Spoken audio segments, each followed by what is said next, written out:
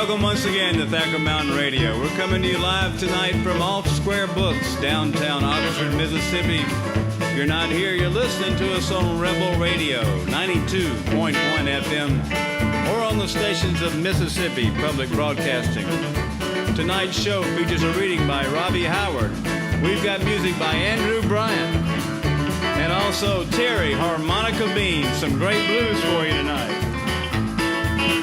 If you feel it way down low and you got no place to go, can't call a lover, can't call a friend, can't call you so and so. Put your hand on that radio till you feel it down in your toes. Can you feel it? That's how it goes. Can you feel it? Lord only knows, can you feel it? Put your hand on that radio when the world has got you down. The blues come around and camp out. Your heart starts singing that old mournful song. You know what I'm talking about. Put your hand on that radio.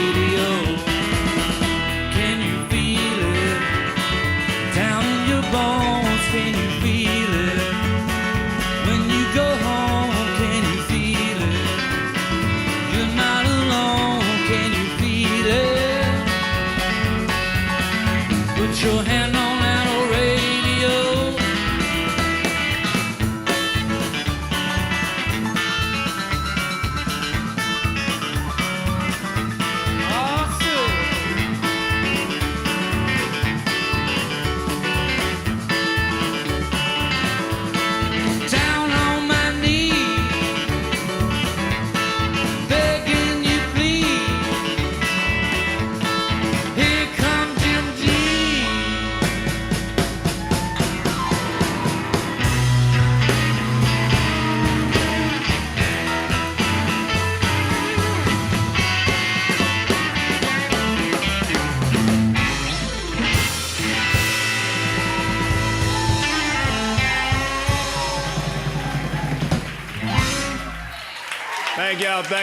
Thank you for coming out tonight. We have a full house here at Off Square Books tonight. We like to get things going with our house band. Y'all welcome them to the stage. It is the Yellow Bushwhackers, ladies and gentlemen.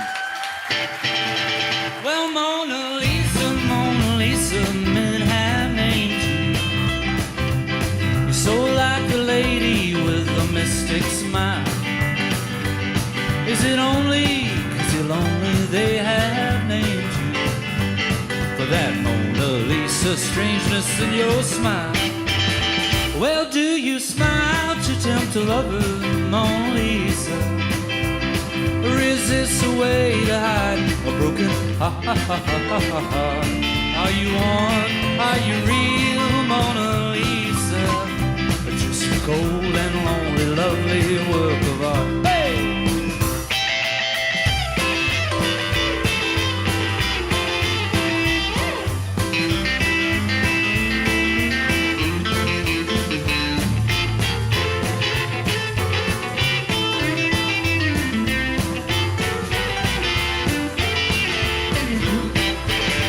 Well, in a villa in a little low-dyed Italian town lives a girl whose beauty seems to roll.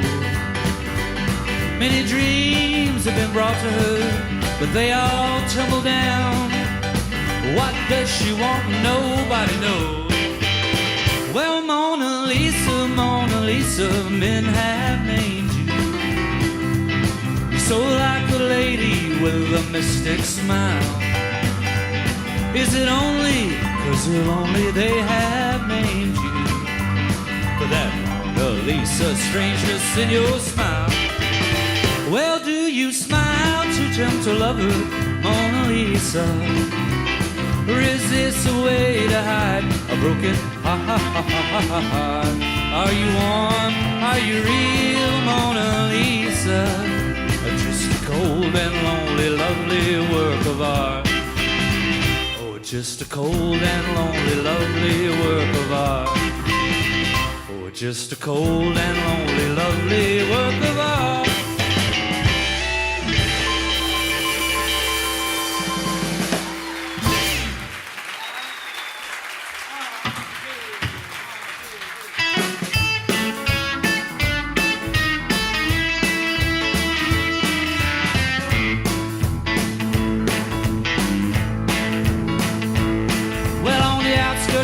There's a little night spot. Dan popped in about 5 o'clock. He ripped off his coat, said the night is short. He reached in his pocket and he flashed a quart and hollered, rave on, chillin', I'm with you. Rave on, cats, he cried. It's almost dawn and the cops are gone. Let's all get Dixie fried. Old Dan got happy and he started raving. He jerked out a razor but he wasn't shaving. The folks all knew just to jump and hop, cause he was born and raised in a butcher shop. And hollered, rave on, children, I'm with you. Rave on, cats, he cried. It's almost dawn and the cops are gone, and I've been Dixie fried.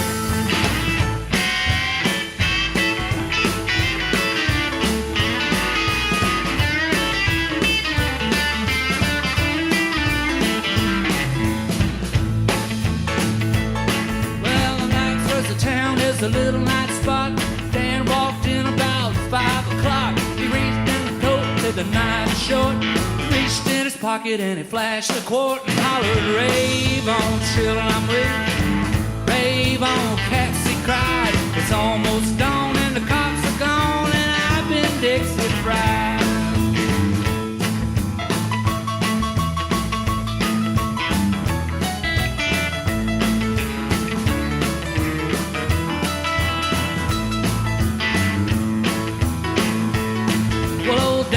The bravest man that we ever saw. He let us all know he wasn't scared of the law.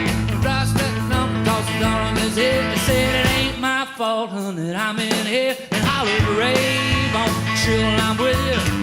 Rave on, cats, he cried. It's almost dawn and the cops ain't gone, and I've been Dixie fried.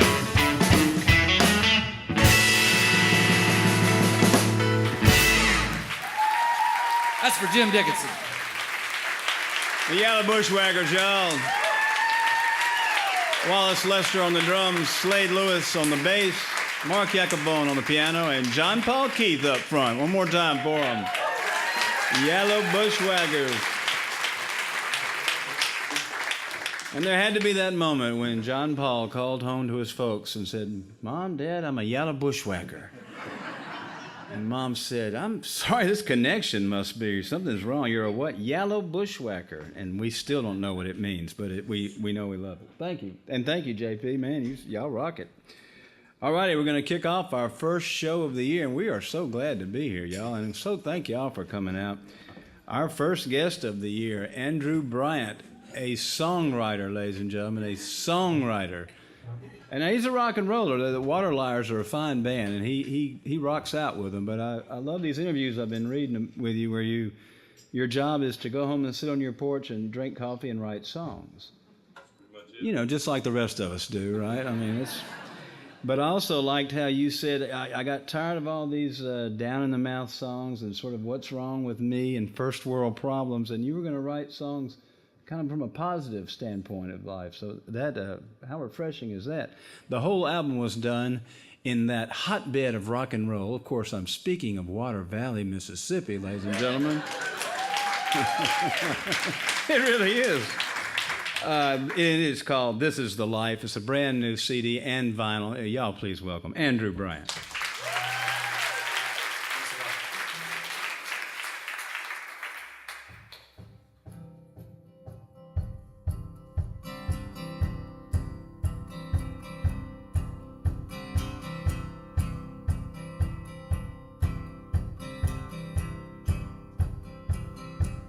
I know it's hard. When the best of many a songs has let you down.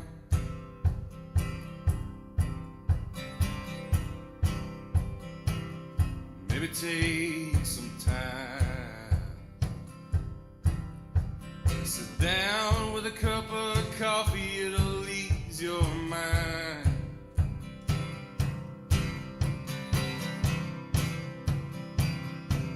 Just don't give up.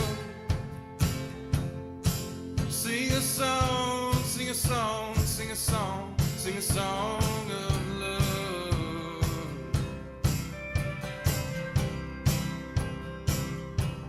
You can't give up. It's not in you, man. You were made to do what you love. What you love. What you love.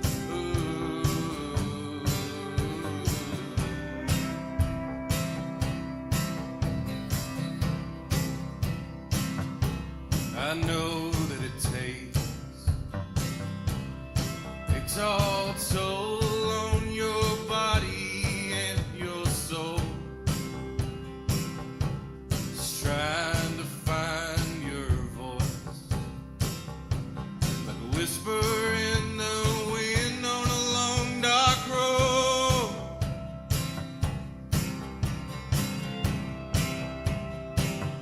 But you can't give up.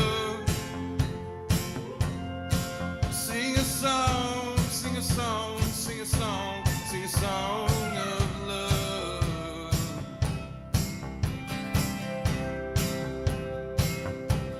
You can't give up. It's not in you, man. You were made to do what you love. What you love. What you love.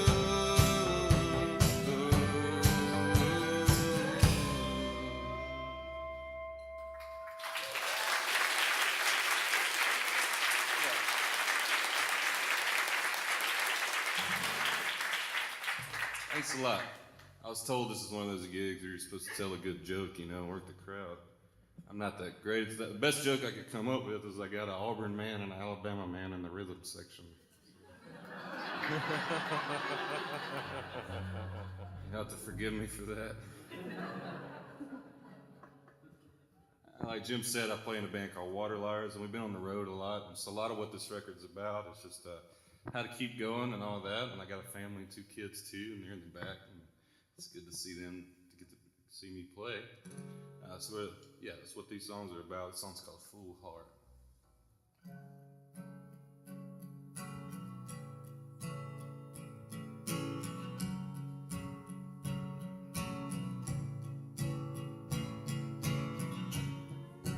Easy on your lips, easy on your tongue, easy on your love, easy on your hug, easy on the eyes, you better watch it, son.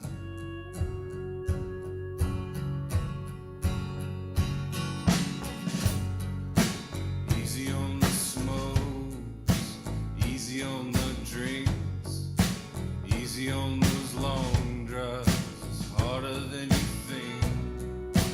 Easy on your mind, it's the only one you're using.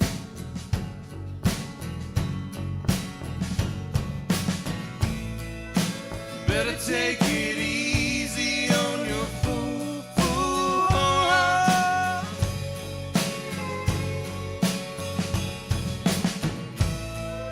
You better take it easy on your fool heart.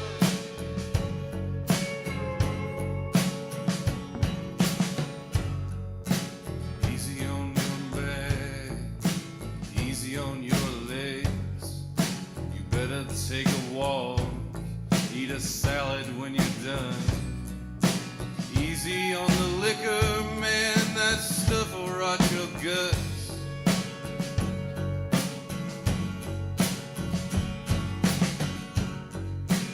Easy on the wife, easy on the sons, easy on the family, 'cause they're the only ones. Easy on the world, it'll be hell when you're done.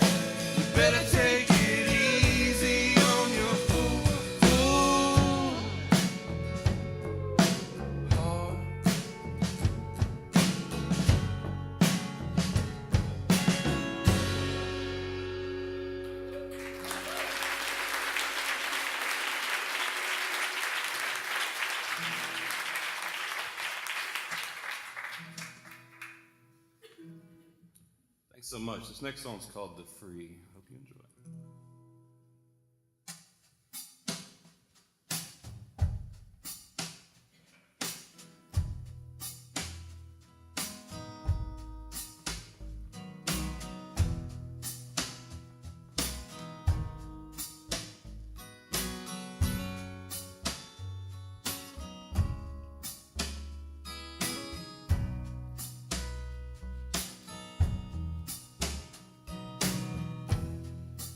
It all comes to me when I open my eyes,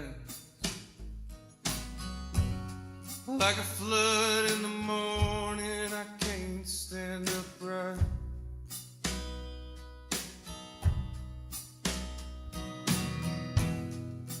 I start my day yelling at the maid. She's just doing her job. What should I say?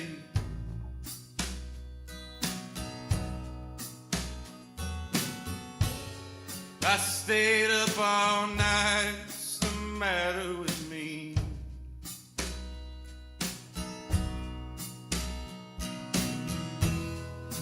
Oh,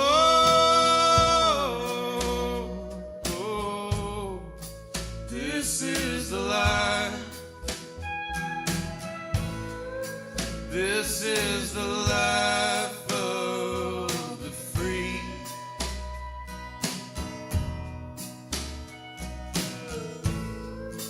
This is the life of the free.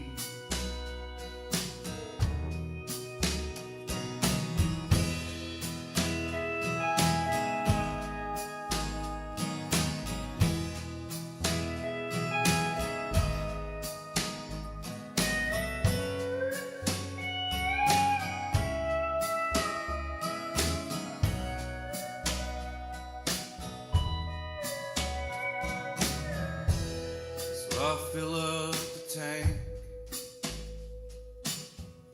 If you'll go in for the drink, and I'll stare at the ghost of that long highway.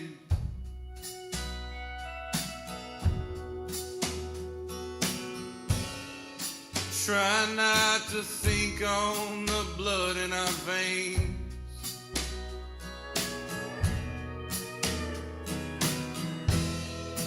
Oh,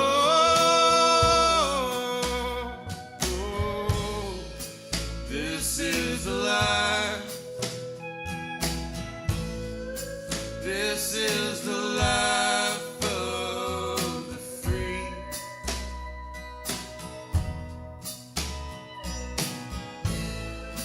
This is the life of the free.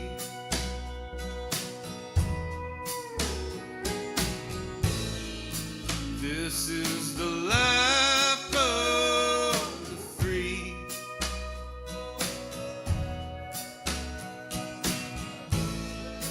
This is the life of the free.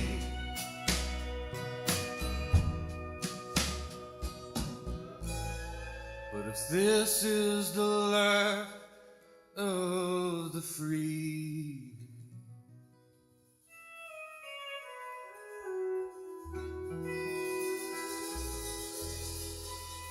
Thank y'all very much.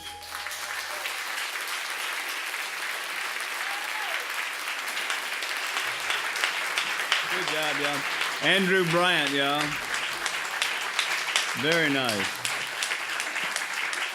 Again, the album is called "This Is the Life." I believe he did bring some copies with him, and the Waterliers, I understand, will be touring later this spring, and they will be recording a new album. So Andrew is a busy man.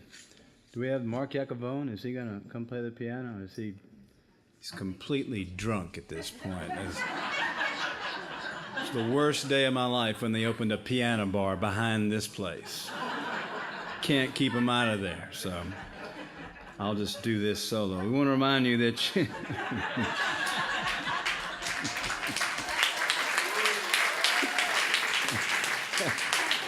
I was just saying some really nice things about you, Mark.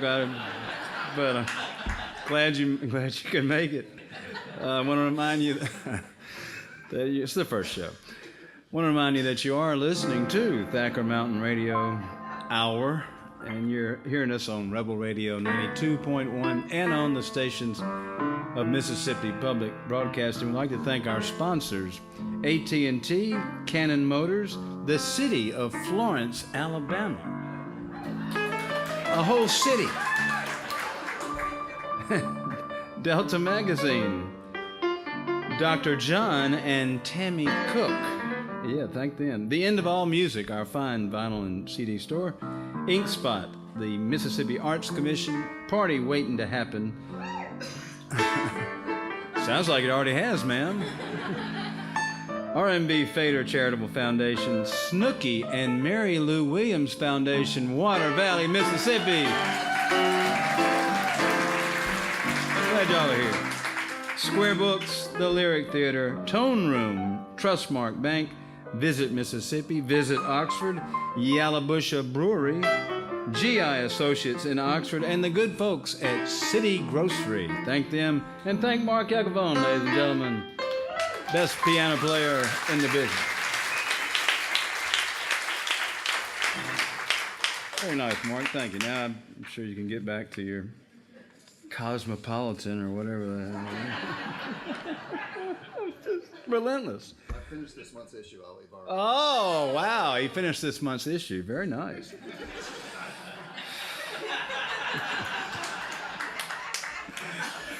God, I know.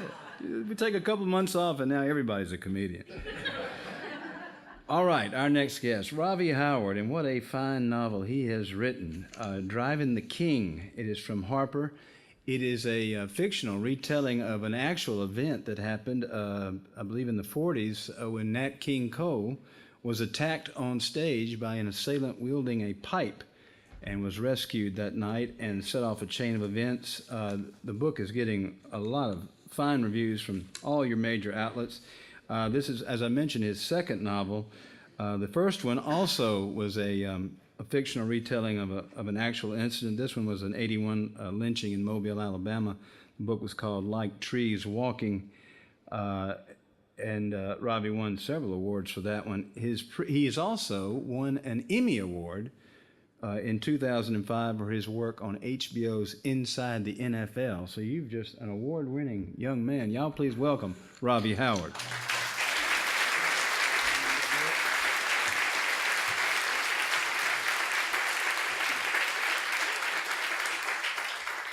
I believe, if I'm not mistaken, and I usually am, you're our second author we've had who has won an Emmy Award, the other being Wright Thompson. So it shows the breadth of your career. Well, thank you.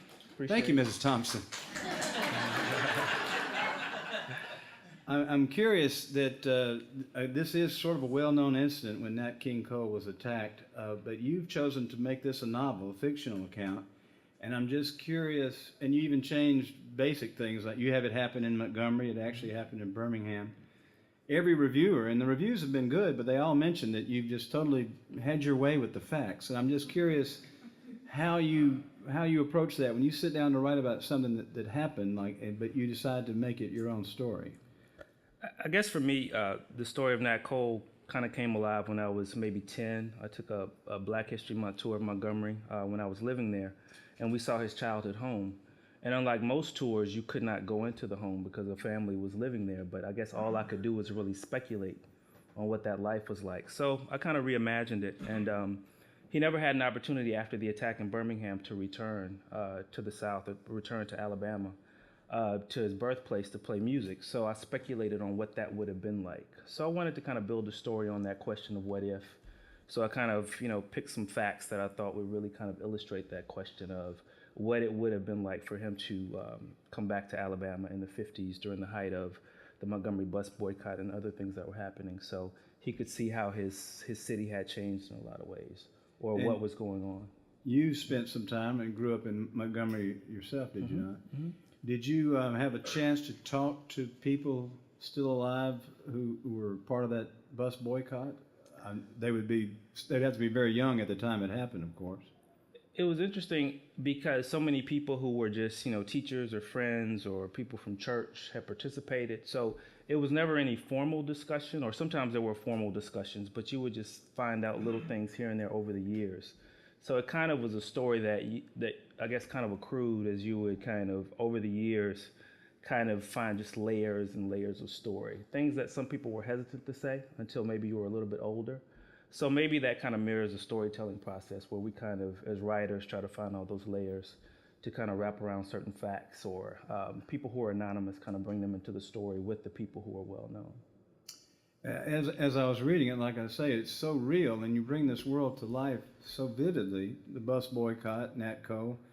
There are a nice lengthy section where you have Nat Weary, who you've invented, who is the gentleman that, again, an invention, who saves Nat, who intercepts the assailant who's about to bludgeon Nat Cole.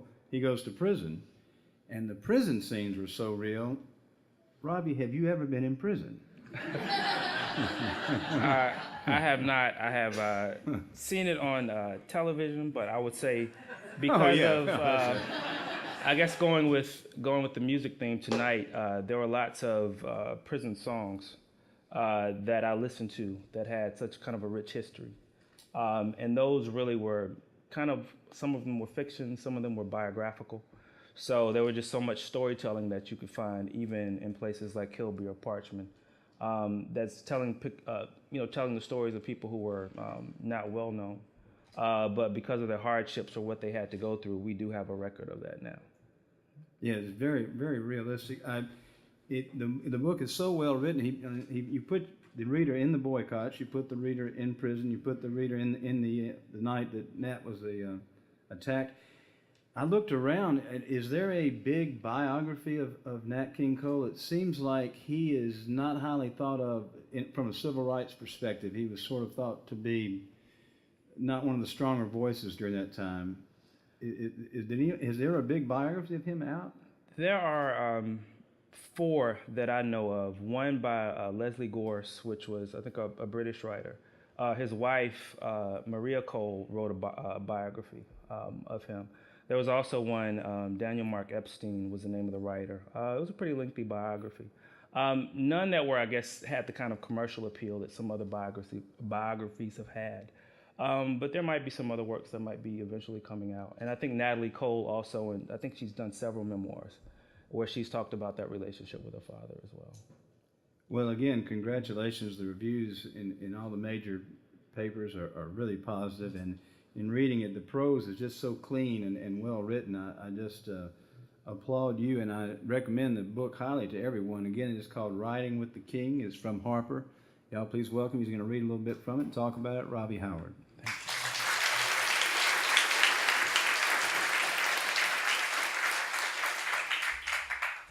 Well, thank you all. I'm happy to be here. I guess one of the difficulties of writing about a musician is that you can't really get the songs into the book the way you want them.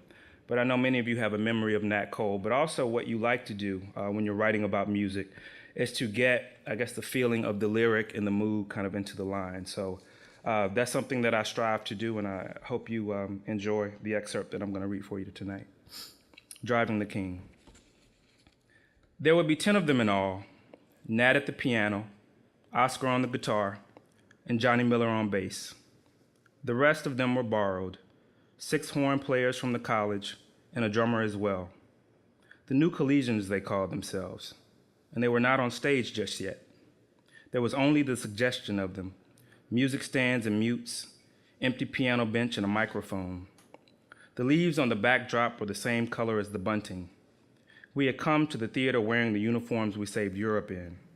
We, the Negro veterans and music lovers, filled the balcony to see Nat Cole, who made his name in Chicago, but was born right in our hometown, Montgomery.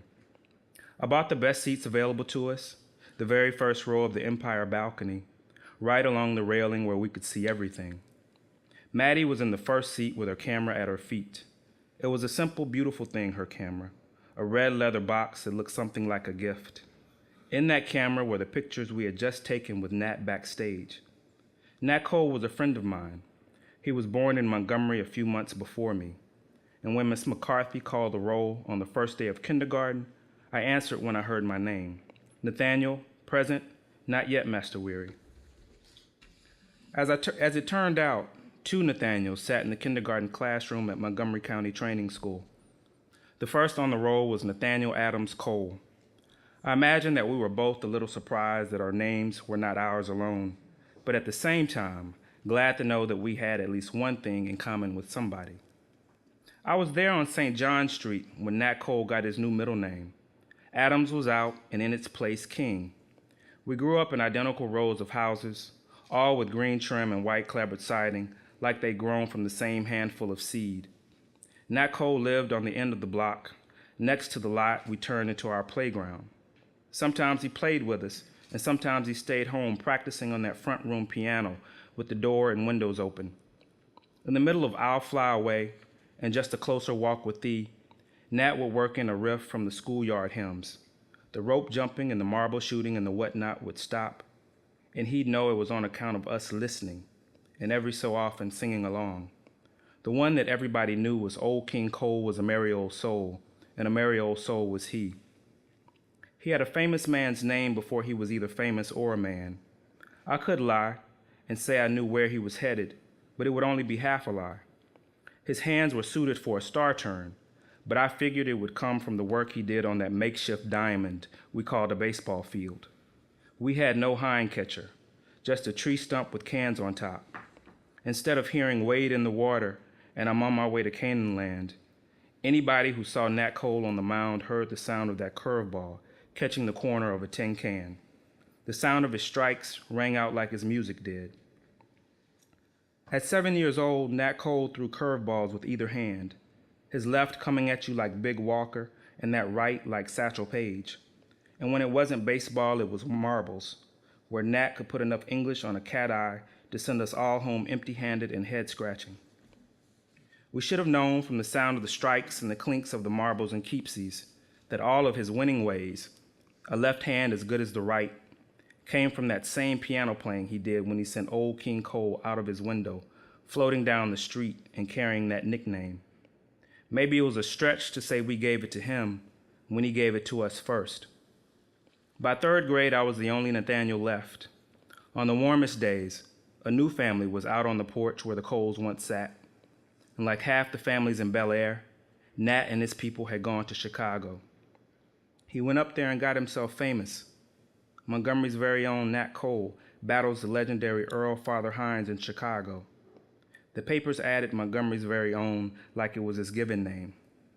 Before the war, I worked with my family, driving one of the taxis from our stand on Jackson Street.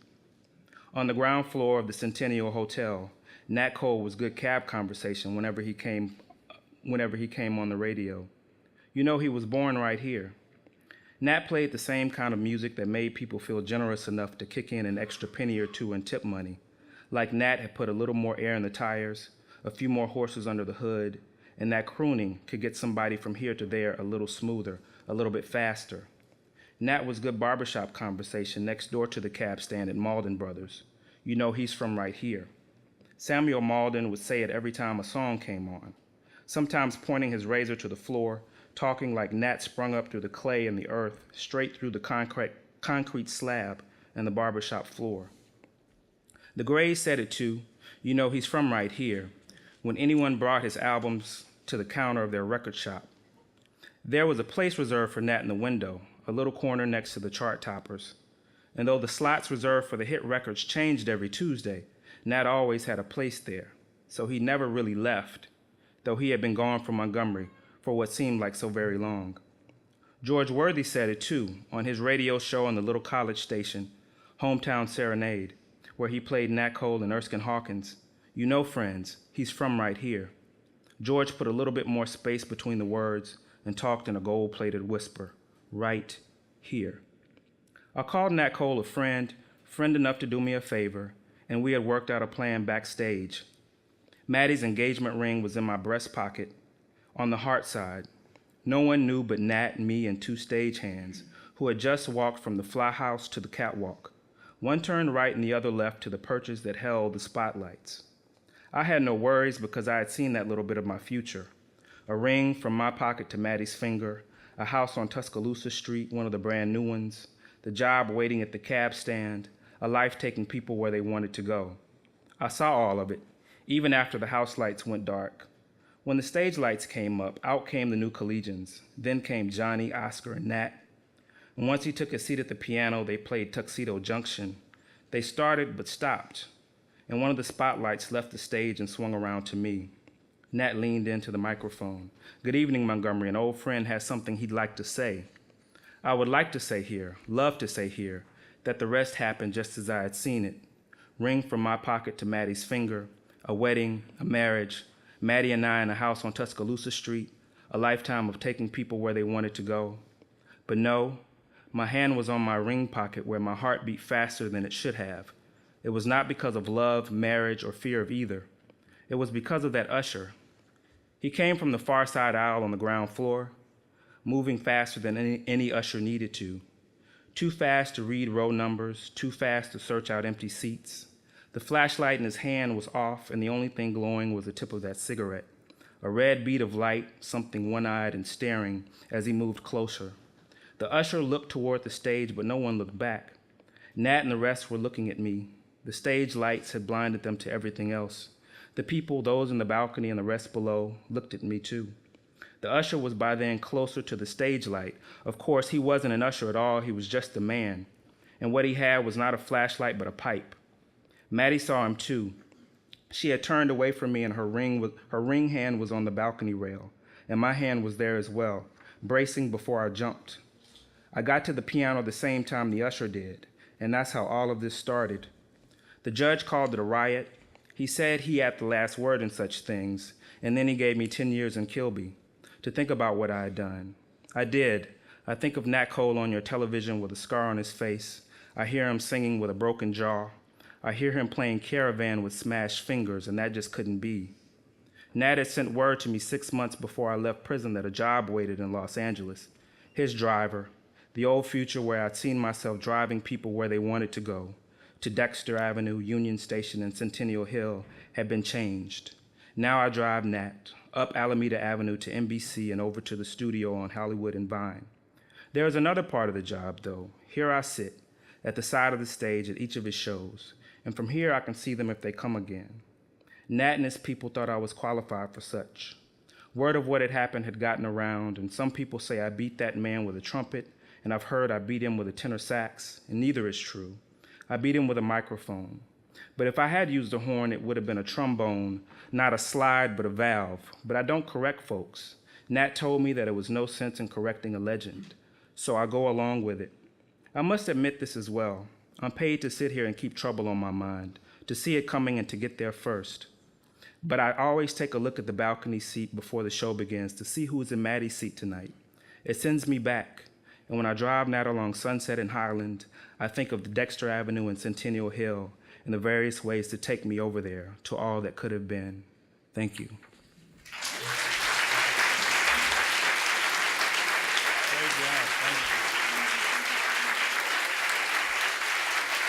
Robbie Howard, y'all. That's Robbie Howard. The novel is called Driving the King, and Robbie will visit with us after the show, sign copies, talk more about this fine novel. As I mentioned, it's getting really good reviews, as well it should. Great job. Thanks for coming and being on the show. You drove in from Atlanta today, is that right? Somebody said you got here right before the show started. No, that's Mark. Who? That was Mark. Oh, that was Mark. Sorry, Robbie. You were on time. That was Mark. Oh, no wonder he's out there. All right, Terry Harmonica Bean from the Bean Hill section of Pontotoc, Mississippi. We've got Water Valley and Pontotoc covered tonight, ladies and gentlemen, and Oxford. And Terry, I was reading about. Boy, I love this whole outlook. This thing you got. You kind of started out playing it around the house with your dad, and y'all would have jams around the house there at Bean Hill. Is that right? Is that how y'all started? Oh yeah, that's how they started. I just ran with them. Yeah. And were you not something of a pitching prospect. You were a pitcher till maybe you got hurt? I was drafted back in 1980, but I had a motorcycle wreck and cost me a major league career. I was drafted with White Gooden, Dale Strawberry, and Cody Puckett, and Wow. Dave Clark, Lenny Dykstra, Brett Saberhagen. Wow. But None of them can play blues, though, so, I mean, I don't know. their agent sings the blues, but they don't. But All I right. picked it up from my grandparents and my father. Yeah. That's great. And 6 CDs out, I was reading. It's brand new, and it's called Rock the House Tonight. Rock the House, a ninth one, seven CDs. 7. Rock the House Tonight. I think that's what he's getting ready to do. Y'all please welcome Terry Harmonica Bean. Hey! Look at him!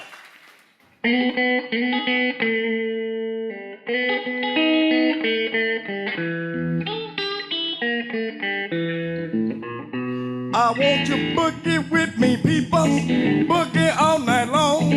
Boogie with me, people, till we see the morning sun. We're gonna be booging. We're gonna be booging. Boogie with me, people. Boogie harmonica bean all night long. Right here in Oxford.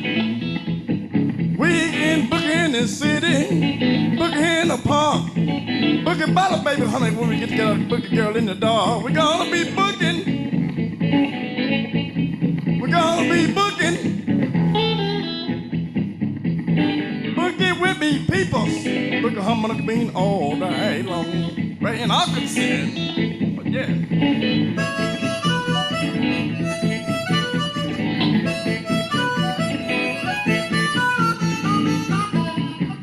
Oh, yeah.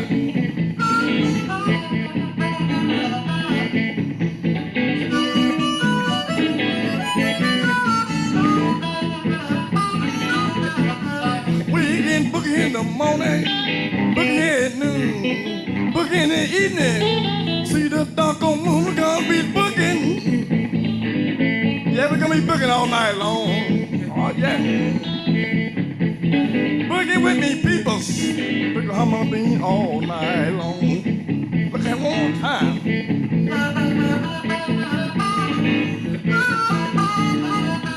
My grandpa used to do it.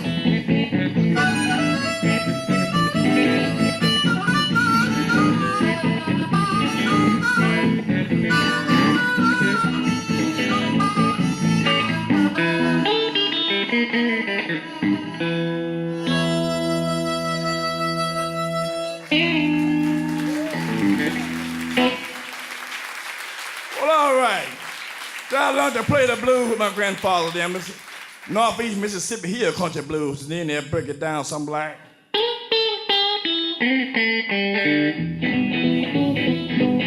That's it. I'll rest up. Get it weak. Cornbread, collard greens, and black-eyed peas, my first bite. And muddy waters, all you peoples, ready for the blues. I'm a blues man.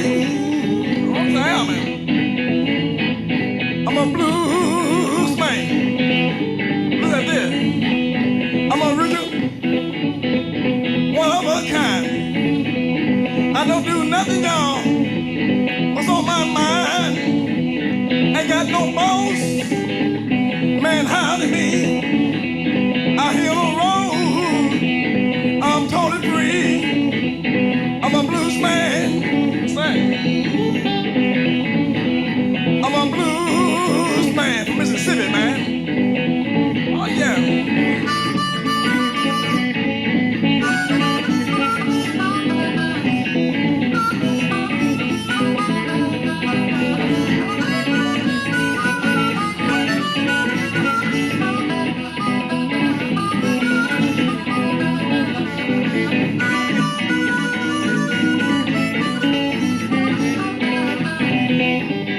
Oh yeah. That's it. When I land down, have my mama and father talking. Have my mama I'ma tell my father, let that boy go ahead on and boogie woogie. Cause it's in him, and it's sure gonna come out of it. And I feel so good, and keep on boogie just the same. He said, yeah. What?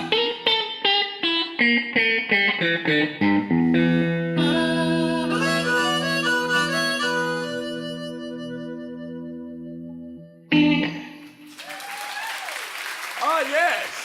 Thank you, ladies and gentlemen.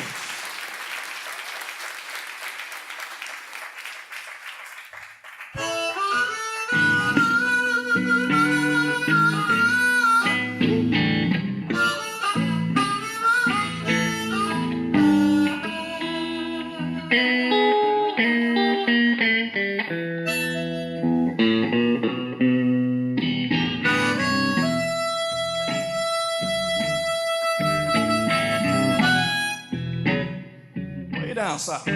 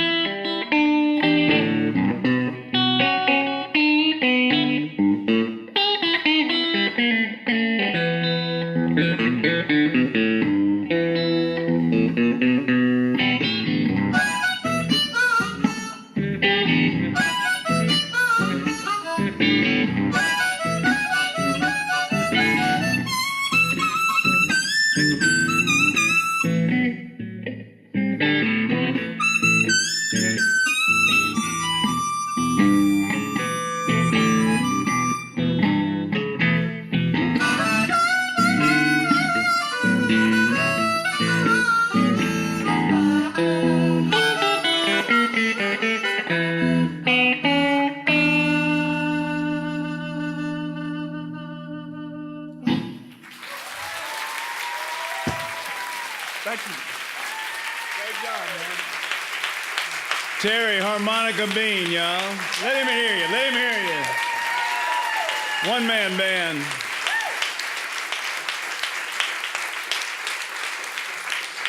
Yeah, I defy Darryl Strawberry to play like that. I'm just saying. Great, Terry. All righty, our next guest, we're going to bring out David Swider. David is the owner and operator of our fine vinyl and CD store up here on it's at 1423 North Lamar. It is called The End of All Music, and we're going to have David come on periodically throughout the season this year and talk about some records that are out, some of his favorite CDs that are out, and today he is actually going to review Jake Fussel's brand new album. I don't know if y'all have heard it, but it is beautiful. Y'all please welcome David Swider. Hey everybody. Thanks for having me on the radio. I'm just going to read a brief review of Jake's new record. I know a lot of y'all know Jake really well, and we all miss him. But he's made a great record. I want to start off with a quote from George Mitchell, who blurbed Jake's record. He says, "One hell of a bluesman, my favorite of his generation, and in my opinion, the best young traditional blues artist performing today." End quote. The debut album from Jake Xerxes Fussell is out now on the excellent Paradise of Bachelors label out of North Carolina. I received a promo CD in the mail the day before Christmas, and it's been in constant rotation ever since. Lots of Oxford folks are familiar with Jake and his music. Jake worked at the End of All Music for the first year we were open. He also held a long-time residency at Lamar Lounge, as well as the leader of the house band here, the Yellow Bushwhackers. Folks around here know Jake. We've heard his songs. We miss him now that he's moved to Durham, North Carolina. But one thing we always hassled Jake about while he was in Oxford was, why don't you make a record? Just make a record, Jake. Well, he waited and he did it right. Jake's record is here. It's a record full of traditional songs, as evidenced in the liner notes detailed song histories. Jake knows his songs. He's a song collector. He's learned them throughout his growth as a musician and folklorist and very much made them his own. Jake just has a way of making a song his, much like Bob Dylan does. I guess what I mean is when you hear Jake's renditions of these old songs, they sound like they're his songs, like he wrote them. They're more than just cover songs. Jake's adding to the lineage of the song's life. The production on the record by our buddy and Thacker alum William Tyler matches Jake's song sensibilities perfectly and brings the songs out in a way that seems fresh and classic at the same time. Tyler's production and guitar playing give the songs a haunting ambience, sometimes a soft background drone, but still they find the groove at times and back off when Jake's guitar and voice are all that's needed. The backing band here, made up of Chris Scruggs on steel guitar, Brian Kotzer on drums, and Hoot Hester on fiddle, is top-notch Nashville A-list. These guys have played on all the good records, some of the best that have ever come out of Nashville. Records by Bonnie Prince Billy, Marty Stewart, the Silver Jews, Bill Monroe, and they fall in the pocket perfectly. Jake grew up in South Georgia and Alabama, and this record is very much influenced by those places. The cover art, as seen here, is from Columbus Museum in Columbus, Georgia, and features a beautiful painting of a stream surrounded by pines, as seen here. The inner sleeve features a circus photograph taken by Jake's father. I lost the inner sleeve. But the inner sleeve features a circus photograph taken by Jake's father, folklorist Fred Fussell. Several of the songs were originally performed by the Georgia Sea Island singers and blues guitarist Precious Bryant, among many others. Jake owes a lot to his Georgia upbringing. His style is very much of the area and is steeped in the folklore and songs that originated there. But Jake isn't tied down to that place. He's a traveler, a rambler. He's taken these songs, these stories, these influences, and he's used them. He's become a really fine musician and storyteller. We'll always be Jake's friend, but we're also one of his #1 fans, and he finally made the record we wanted. So now we're going to play just a small snippet of it.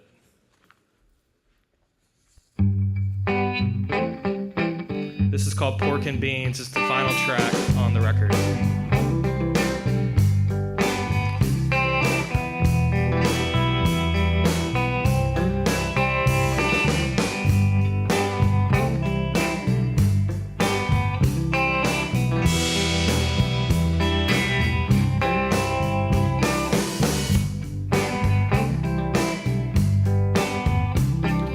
All right, so that's it. And if you want to hear more of it, come down to the store. I'd be happy to play the whole record. We always got it on the turntable. Thanks a lot. Thank you, David. David Schweider, Jake Fussell's debut album, and we are so proud of Jake. We certainly enjoyed his time here working with the Thacker Mountain Radio Hour and the Yellow Bushwhackers, but we wish him all the best. And this album, the Paste Magazine, streamed it last week, I think, and I have to admit, I listened to it all day. It would end, and I put it on again, and then I put it on again, and, you know, then I went and got a Cosmopolitan at the piano bar. That's what I did. And I listened to it again. Really is a beautiful record, so our hats are off to Jake. All right. Well, thank y'all so much for coming out to our first show of the season. We feel like we got off to a great start. We'd like to thank our guest one more time. Yeah. Andrew Bryant. Great Andrew Bryant from Water Valley. Robbie Howard, y'all. Robbie Howard, great job. Terry Harmonica Bean. Major League Baseball's losses, blues' gain. We'll be here next week. Our guest will be author Mary Miller. She is the John and Renee Grisham author in residence here at Ole Miss. We're delighted she will join us. We'll have music by Drew Holcomb from the band Drew Holcomb and the Neighbors. They will be playing, the full band will play the lyric next Thursday, but Drew is going to come down and play for us that afternoon. And we're also going to have one of John Paul's bands, one of his side projects, Motel Mirrors, with Amy LaVere. Y'all remember Amy? We love her. So that'll be a fun show next week. Again, thanks so much for coming out today. If y'all don't come, we really don't have a show. So we're glad you're all here, and we're glad we're here. We're going to get the Yellow Bushwhackers to take us home. John Paul Keith, thank you for joining in the fold, man. We love you already. We'll see y'all next week.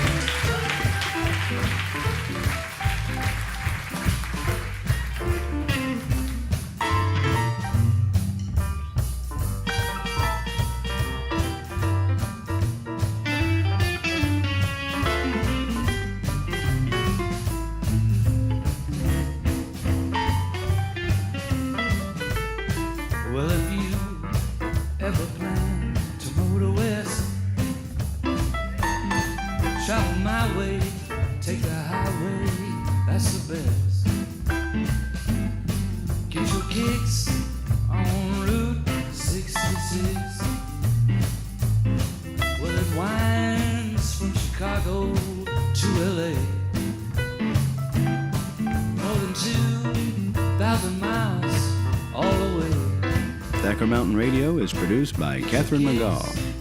Our broadcast engineer is Jeffrey Reed, assisted by Devin Rossetti. Now you go through St. Louis, Joplin, Missouri, and Oklahoma City looks mighty pretty. You'll see Amarillo,